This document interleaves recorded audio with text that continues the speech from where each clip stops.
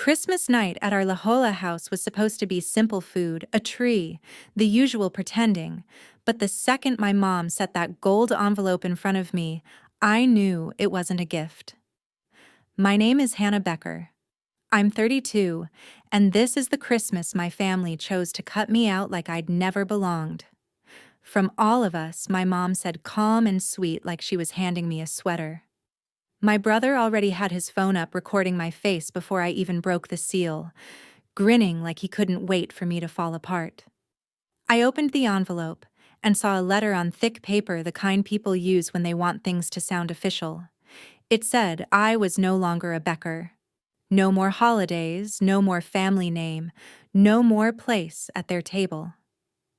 The date at the top was Christmas Day. For a second my hands shook, then they went still. I read every line, folded the pages into neat thirds, and slid them into my coat pocket. Thank you, I said, because at least now they were being honest about how they saw me. They blinked like I'd missed my cue. I stood, pushed my chair in, wished everyone a Merry Christmas, and walked out into the cold without begging, apologizing, or giving them a single tear to replay later. What they didn't know was that days earlier I had signed my own papers, not to end my life, but to start the one they never believed I could have. They thought they were closing a door on me tonight. They were only unlocking one.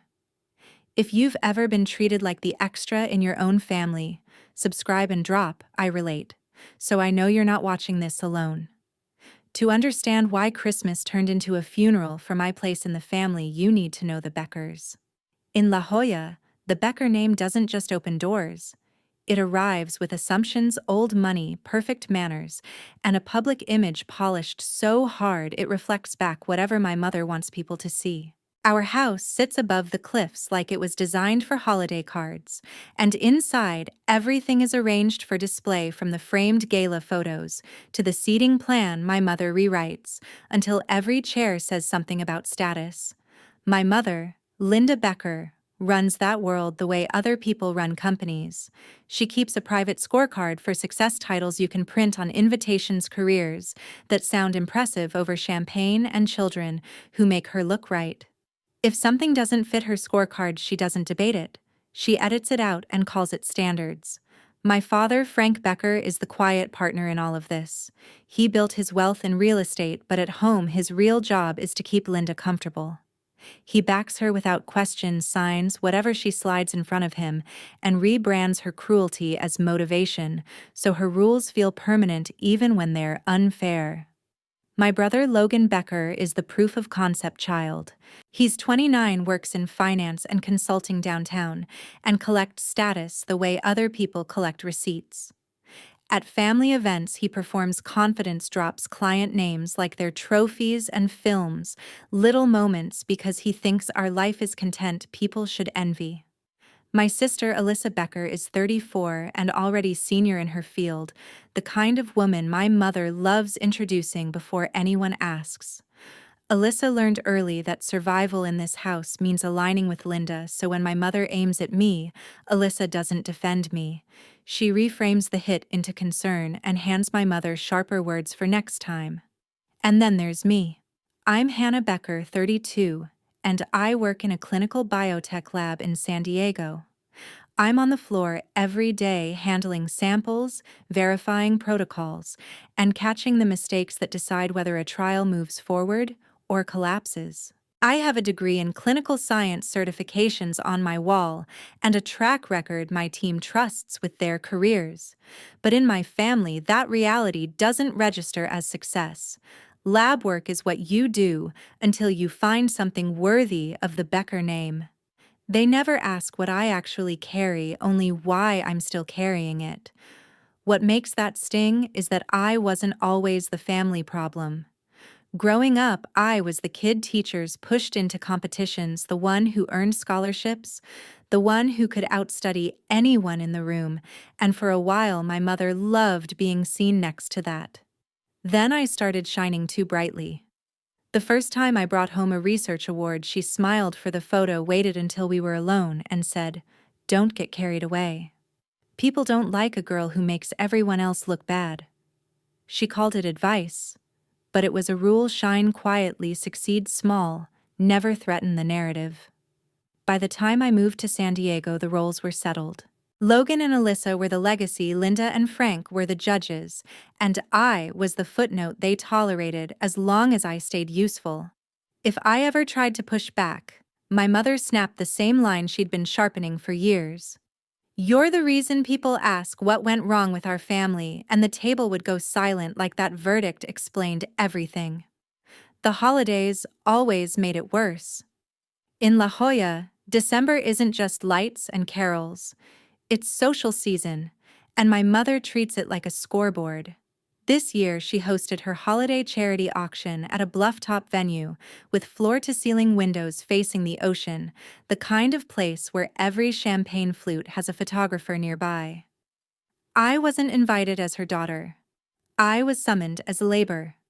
2 days before the event, Linda texted me a schedule, told me to wear my work black, and added like she was being generous that I could slip in quietly through the service entrance so I wouldn't feel awkward. When I arrived, a volunteer coordinator handed me a lanyard that said "Volunteer" in bold letters and a stack of bitter paddles taller than my forearm. My mother was already inside, moving through the crowd with that practiced smile that makes strangers feel chosen, and she didn't look at me until a donor's wife blocked her path and said, "Linda, you didn't tell me you brought your daughter tonight." Linda tilted her head toward me the way people gesture at a coat rack. "Oh, she's just helping," she said, soft and amused. The woman turned to me and asked, "Are you staff?" I felt my cheeks burn. Not because of the question, but because my mother laughed as if it was clever, as if the idea of me being her child was the punchline. I spent the night hauling auction sheets, refilling trays, taping down cords, and steering guests toward the photo wall, while Linda collected compliments and never once introduced me, unless someone insisted. Logan treated the whole thing like content. He floated from circle to circle in his tailored suit, talking about clients and quarterly wins, then drifted behind pillars to film me when I thought no one was watching. I didn't know he was recording until my phone buzzed during a 10-minute break, and a friend sent me a screenshot from his private story, a short clip of me rushing past with boxes in my arms captioned, "Holiday hustle, some people never level up." When I confronted him later, he smirked and said it was just a joke, the same way bullies always do when they want you to swallow the bruise. Alyssa joined in without even trying to look cruel. She watched me carry a tray of programs, then murmured, "Try not to look exhausted." "Okay, you're representing Mom as if my fatigue was a glitch in the brand." The truth was, I wasn't representing anyone. I was propping up a show I hadn't agreed to be in. 2 days after the auction, the sharper cut landed. Linda emailed the donor list a glossy thank you update with a section titled "Special Acknowledgements," and there I was listed as a major contributor to the holiday drive. She attached a donation amount beside my name that I had never approved, money I didn't even have to spare. My identity had become another accessory she could pin to her foundation, another proof point for her image. When I asked her why she used my name, she didn't deny it. She said, "It's for the greater good," then reminded me that family supports family, though support in our house only moved upward toward her. Frank shrugged like it was normal. Logan joked that it was basically a tax move. Alyssa nodded as if I should be proud to be useful. Linda always called it reputation, and I had never understood what reputation could be worth if it had to be paid for with a child.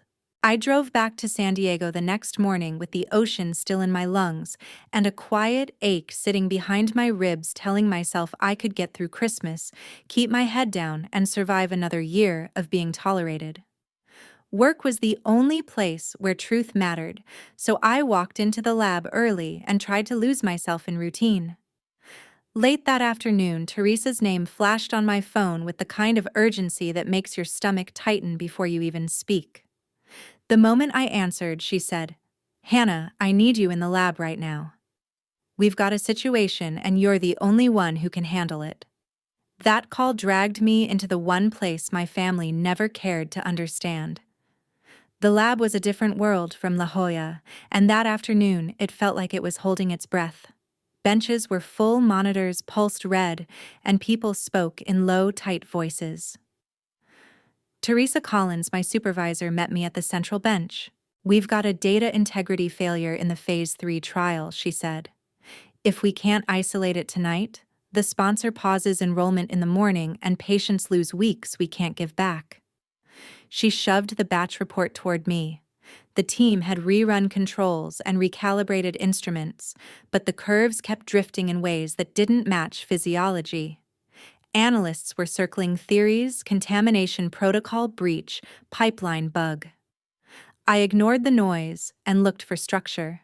The anomalies clustered around one narrow processing window late last week on a single instrument right after a software patch the vendor pushed to our ingestion tool. The values didn't spike. They leaned like clean data had been copied and layered just enough to warp the trend. "Freeze downstream uploads," I said, tapping the timestamps. "This isn't wet lab error, it's duplication during ingestion." We rebuild from raw instrument files and reconcile every vial to custody scans. A senior analyst started to push back about time. Teresa stopped him. "Do it," she said, then added for the room, "Hannah's right." She caught the last 2 audit mismatches before they hit us. The arguing died. We split tasks. I pulled vial logs and chain of custody records, matched barcodes to operator scans, and flagged batches requeued during shift handoffs. Another tech extracted raw files, while I ran a clean import that bypassed the patched module and forced one-to-one matching.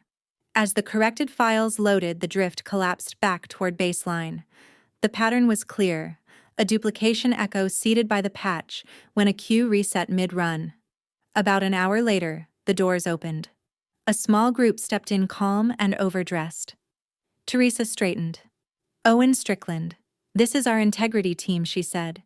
He was the CEO of Strickland Therapeutics, the sponsor behind the trial. He watched me validate the rebuilt dataset, then asked, "If this is duplication, why didn't our vendor's QA catch it?" It wasn't small talk. It was a test. I kept my eyes on the screen.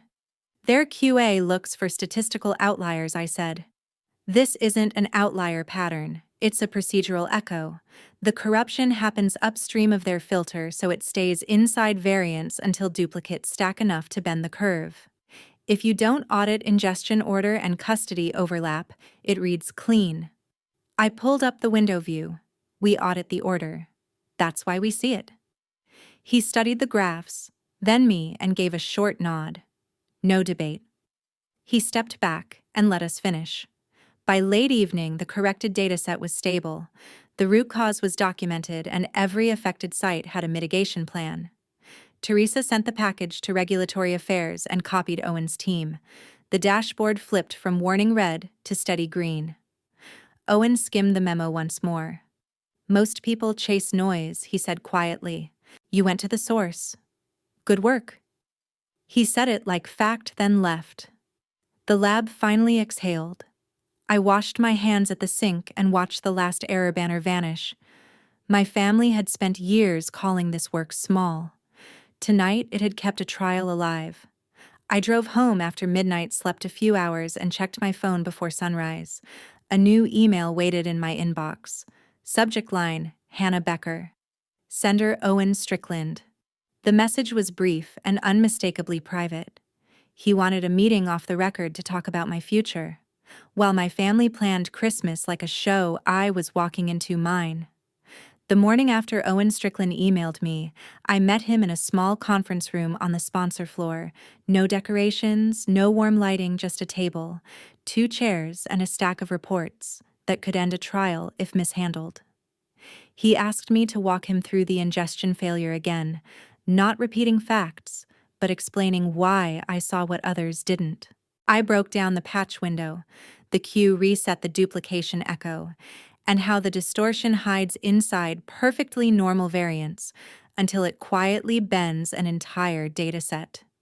He didn't react, didn't nod, didn't encourage me. He just listened the way people listen when they're measuring the distance between what you say and what you understand. Then he asked a question no textbook prepares you for.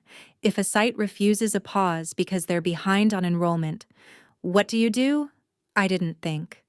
I just answered. You pause anyway. You protect the patient before you protect the timeline. Owen's face didn't soften, but something shifted. He closed the file like a decision had landed. The next interviews happened in hidden corners of the building. Quiet offices, unused training rooms calls, blocked from shared calendars. His compliance lead ran a mock whistleblower scenario, rapid-fire questions about custody breaches, chain of custody gaps, and documentation trails.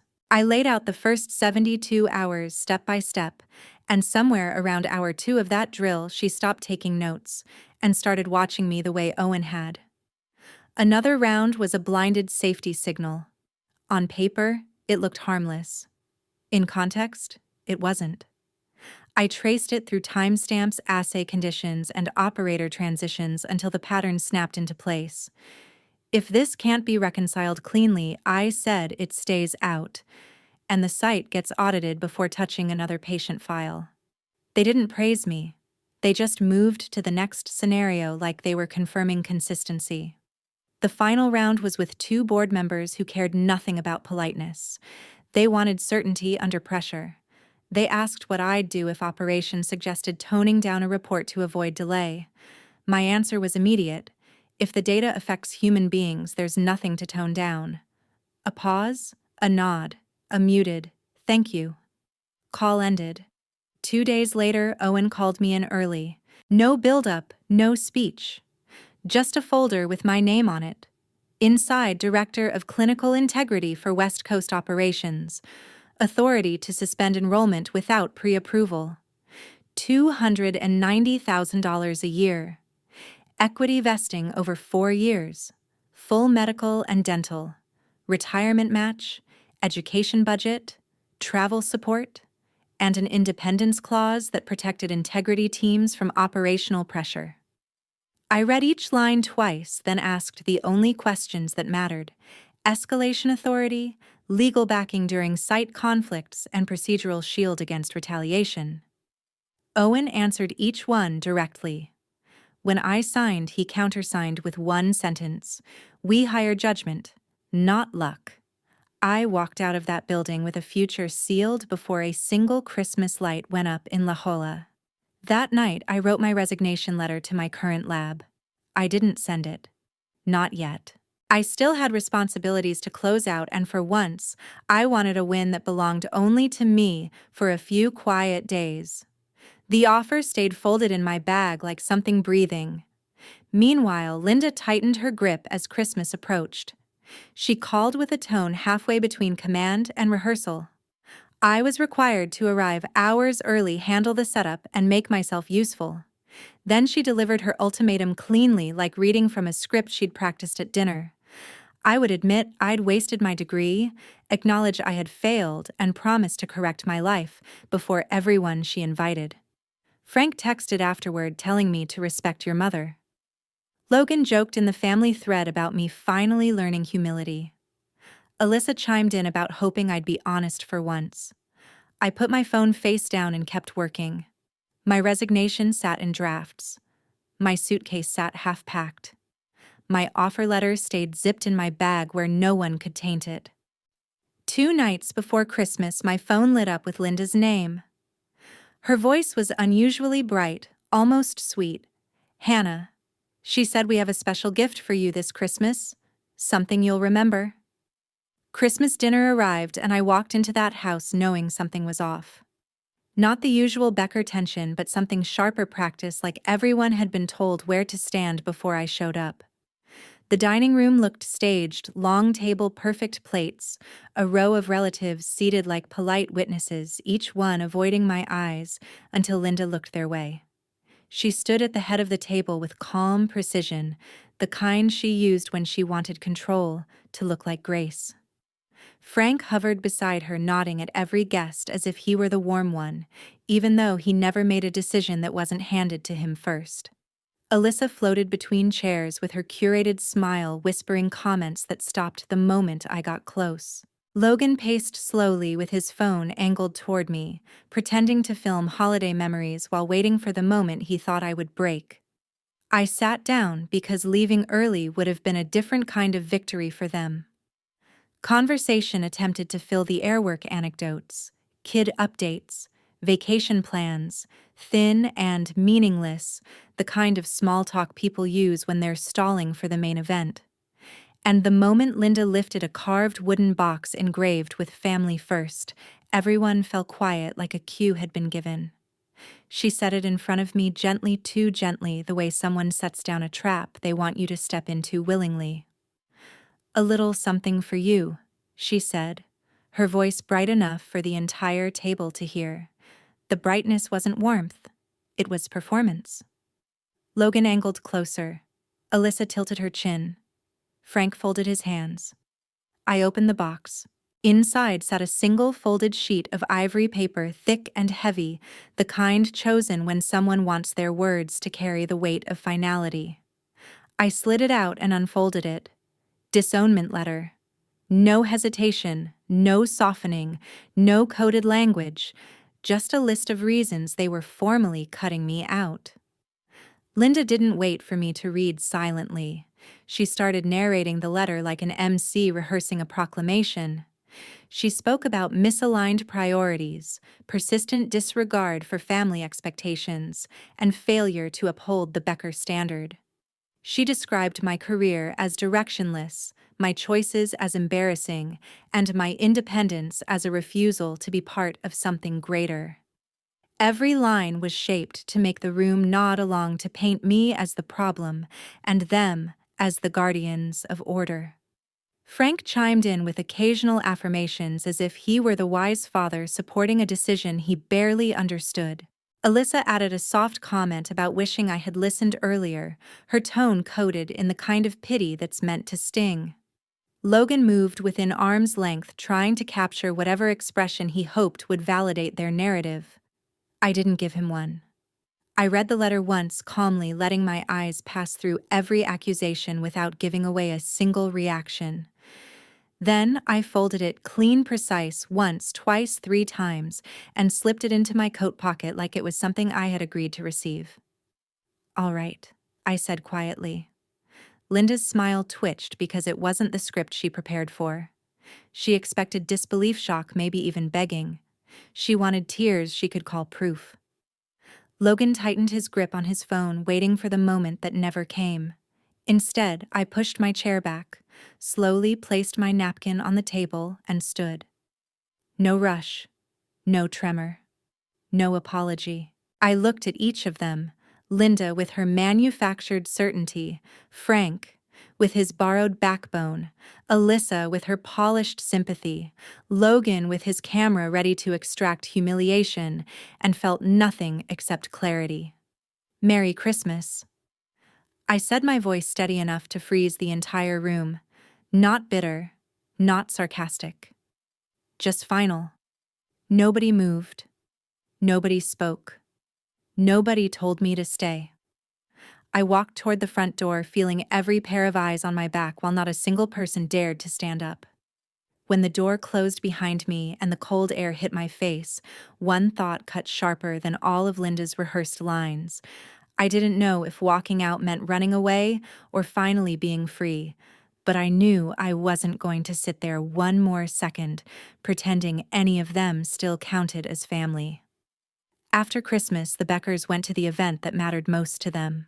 The year-end Biotech Innovation Gala was the crown jewel of Southern California's holiday season, a place where money, reputation, and proximity to power did more for someone's status than any degree or achievement ever could.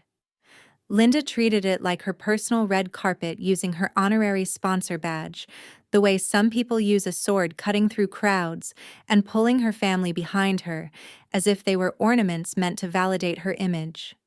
Frank followed closely, adjusting his jacket every few steps, as if appearances were the only part of him that mattered. Alyssa stayed at Linda's side, greeting people with a voice tuned to the exact pitch of social approval. Logan trailed behind them with his phone half-lifted, recording bits and pieces of the room, too hooked on the idea of capturing reactions to realize he was out of place. They found their seats in the VIP section near the front, where the lighting was perfectly arranged to flatter donors and hide discomfort. To them, this night was the reset button, the place to smooth over anything unsightly that had happened at Christmas, the night they expected everyone important to see the Beckers as polished, united, and flawless. Linda worked the room with intentional precision, touching elbows, exchanging compliments, sprinkling hints of her importance into every conversation. She seemed convinced this gala would bury the memory of the dinner she engineered, that it would re-establish her narrative as the woman who managed her family with grace, even when she quietly removed a member who no longer fit the story. The lights dimmed and the stage screen lit up with the event's opening visuals. Conversations quieted as the organizers took turns thanking sponsors and highlighting the year's breakthroughs in biotech. Owen Strickland walked on stage next, composed and deliberate, the type of leader people instantly pay attention to. He began speaking about the difficulty of maintaining integrity under pressure, and how one of their trials had narrowly avoided catastrophic consequences thanks to a single employee who refused to cut corners, even when it meant challenging the status quo. He didn't name me yet, but I felt the shift in the room. People straightened in their seats, the kind of attentiveness that comes before something important. Then, Owen said something that tore the silence in half. This person faced personal consequences for doing what was right. They were told on Christmas Day at their own family's table that they no longer belonged. A ripple went through the audience. Even from backstage, I could feel the way the room tightened. For a long second, no one breathed. It wasn't dramatic. It was disbelief. In the sea of dimmed lights and expensive dresses, I knew exactly where the Beckers were sitting. I could almost feel their confusion turning to dread as the story stopped sounding like a hypothetical and started sounding like something they recognized. And in that moment, something quiet clicked inside me. I didn't need to look at them to know they were shifting in their seats, wondering if the narrative they created for themselves was about to unravel in front of the very people they wanted to impress. The thought came to me clear as glass. I could feel them somewhere in the room, still so certain I was just a name they could discard on a holiday night. Owen paused long enough for the attention to crystallize, then said it plainly without theatrics. Please welcome our new Director of Clinical Integrity, Hannah Becker. The spotlight cut sharply to the side of the stage, and the applause rose instantly, loud and unhesitating, the kind that comes when the room understands it is witnessing something earned, not gifted.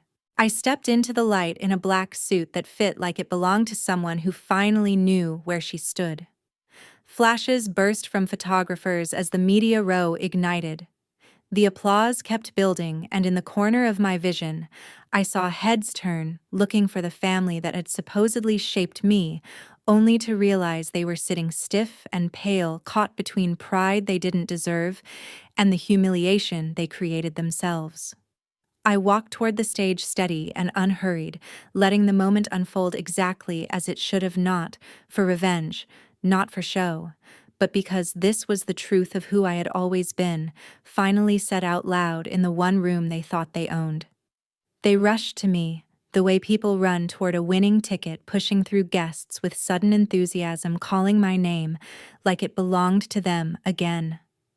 Linda reached first, smiling too widely, as if she had just been reunited with a daughter she adored.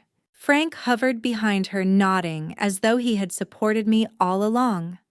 Alyssa leaned in with soft eyes and a trembling voice, pretending concern she had never once shown in private. Logan moved from one side to another, searching for the right angle to capture the moment he thought would repair their image. His phone shaking slightly because even he didn't know what story he was supposed to be filming now. Their words hit me all at once. Claims of misunderstanding, speeches about family sticking together, empty apologies delivered like sales pitches. They spoke over each other, hoping the noise alone would drown out what they had done. I let them talk until their voices circled back on themselves. Then I reached into my coat pocket and unfolded the same letter they had slipped into that wooden box on Christmas. I held it up between us, angled just enough that several nearby guests and two executives behind them could see the writing. "You sign this?" I said, my tone steady, clear, and stripped of any emotion they could bend into a narrative. Silence cut through their excuses. Linda's mouth opened then closed again, when she realized the page betrayed every lie she was about to craft. Frank's eyes darted around the room, searching for a witness who might buy whatever he tried to say next. Alyssa's breath hitched when she noticed people watching. Logan shoved his phone into his pocket like he wanted to pretend he had never meant to record anything. I folded the letters slowly, letting the weight of the moment settle on them, then slipped it back into my coat.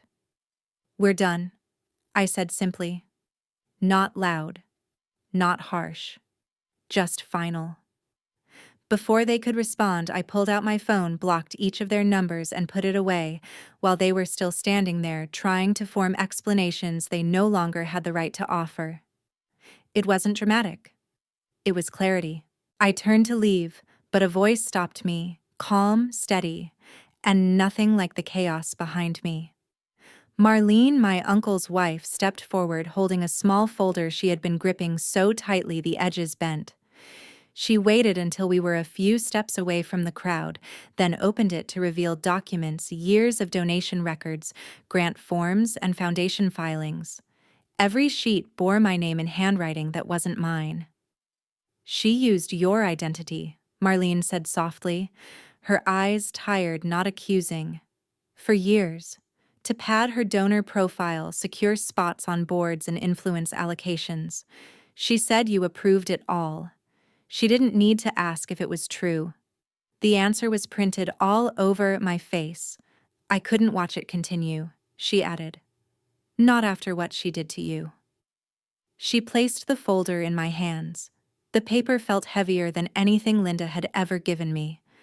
What followed didn't require my involvement. Word spread through the board quickly. Donors withdrew because reputational risk in philanthropy travels faster than promises. The foundation initiated a formal audit, then suspended Linda's access before requesting her resignation. Frank, who had always relied on her social pull, found himself shut out of the circles that once welcomed him. Logan's firm froze his promotion track, citing concerns about judgment and public exposure.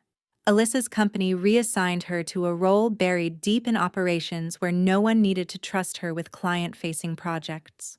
None of it surprised me. Actions have echoes, and theirs finally came back. When the last speech ended and the gala lights dimmed, I stepped outside into the cooler air, walking past the crowd without checking whether the Beckers were still trying to find me or trying to salvage what remained of their status. I didn't need to know. Their story no longer had anything to do with mine. I headed toward the car waiting for me, shoulders straight, pulse steady, and realized something simple, quiet and true. I wasn't leaving them behind tonight. I was finally leaving the version of myself that ever needed them. Thank you all for taking the time to watch the video. If you found this story meaningful, don't forget to like, leave a comment sharing your thoughts, and subscribe to the channel so you don't miss any upcoming videos.